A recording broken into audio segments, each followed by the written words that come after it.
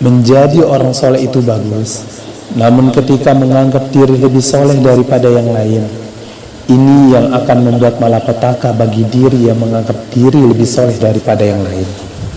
Menjadi orang baik itu harus, namun ketika menganggap diri lebih baik daripada yang lain, ini yang akan membuat kekacauan kepada diri yang menganggap diri lebih baik daripada yang lain. Ayo tengok saudara-saudara kita yang belum dapat hidayah. Ajal, kematian ada di tangan Allah, kesempatan pun ada di tangan Allah Subhanahu wa taala.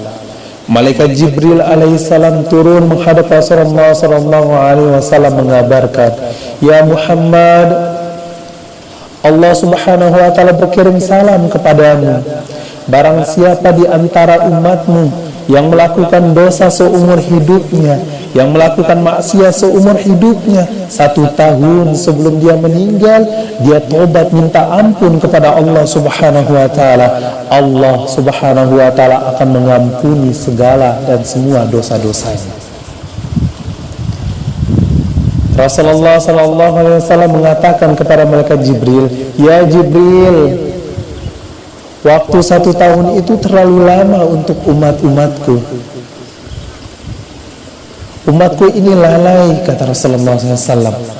Hingga akhirnya malaikat Jibril alaihissalam kembali kepada Allah Subhanahu wa taala.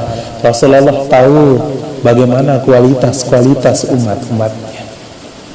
Setelah kembali kepada Allah Subhanahu wa taala, malaikat Jibril turun lagi kembali kepada Rasulullah SAW, lalu mengatakan, "Ya Rasulullah, barang siapa di antara umatmu yang melakukan dosa seumur hidupnya, 1 bulan sebelum dia meninggal, dia bertobat minta ampun kepada Allah Subhanahu wa taala, Allah akan ampuni." Namun apa jawab Rasulullah? "Ya Jibril, waktu 1 bulan itu pun masih terlalu lama untuk umatku." Hingga akhirnya malaikat Jibril alaihissalam kembali lagi kepada Allah Subhanahu wa taala. Setelah kembali kepada Allah, lalu turun kembali, lalu mengatakan, "Ya Muhammad, barang siapa di antara umatmu yang melakukan dosa seumur hidupnya, 1 minggu sebelum dia meninggal, dia bertobat minta ampun kepada Allah Subhanahu wa taala, Allah akan ampuni." Namun kembali Rasulullah mengatakan, "Ya Jibril, waktu 1 minggu itu pun masih terlalu lama untuk umatku. Umatku ini lalai." Hingga akhirnya malaikat Jibril alaihissalam kembali lagi kepada Allah Subhanahu wa taala. Hadirin, lihatlah cintanya Rasulullah SAW kepada umat-umatnya, sayangnya Rasulullah SAW kepada umat-umatnya. Hingga akhirnya malaikat Jibril alaihissalam kembali lagi kepada Rasulullah SAW, lalu mengatakan, "Ya Muhammad, Allah Subhanahu wa taala berkirim salam kepadamu.